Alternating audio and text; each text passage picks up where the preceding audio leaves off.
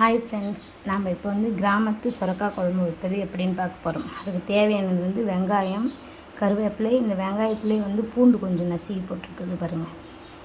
அப்புறம் வந்து தக்காளி பழம் 3 கட் பண்ணி வச்ச சுரக்காய். இப்போ வந்து நம்ம எப்படி வைக்கிறதுன்னு பார்க்கலாம்.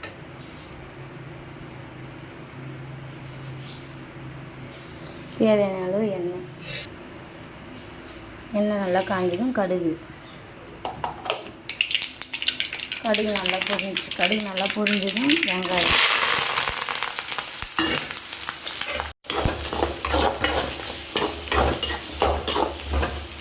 நல்லா வதங்கிடுச்சு. வெங்காயம் வதங்கிட்டு நம்ம கட் பண்ணி வச்சு தக்காளி வதங்கிட்டு தேவையான அளவு உப்பு, தக்காளி நல்லா வதங்குது. தக்காளி வதங்கினோடனே நம்ம கட் பண்ணி வச்சு இந்த சுரக்காவை போட்டு வதக்கணும்.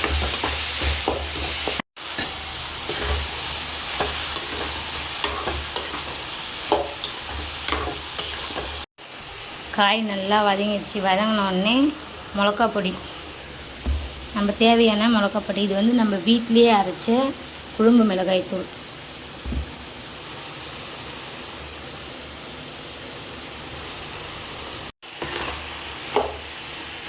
நல்லா வதங்கினோடனே தேவையான அளவு தண்ணி. சுரக்காயில் வந்து எப்பவுமே நீர் சத்து அதிகமாக இருக்கிறதால தண்ணி வந்து கொஞ்சமாகவே ஊற்றிக்கோங்க. இது வந்து நல்லா கொதிக்கணும். நல்லா கொதிக்குது பாருங்கள். நல்லா கொதிச்ச உடனே நம்ம ஊற்றின தண்ணிலாம் சுண்டிடுச்சு.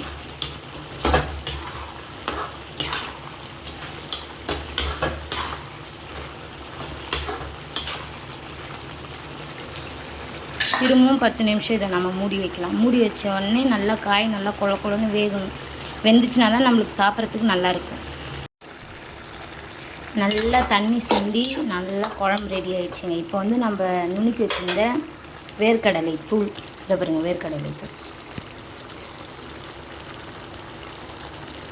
அவ்வளோதான், குழம்பு ரெடி ஆகிடுச்சு. இப்போ வந்து இதை வந்து நம்ம கேஸ் ஆஃப் பண்ணிவிட்டு பாருங்கள், சூடாக சாதம் ரெடியாக இருக்குது. இப்போ வந்து நம்ம வச்ச சுரக்காய் குழம்பு, இந்த சாதத்துக்கும் இந்த குழம்புக்கும் பார்க்கும்போது எவ்வளோ சூப்பராக இருக்குது பாருங்கள்.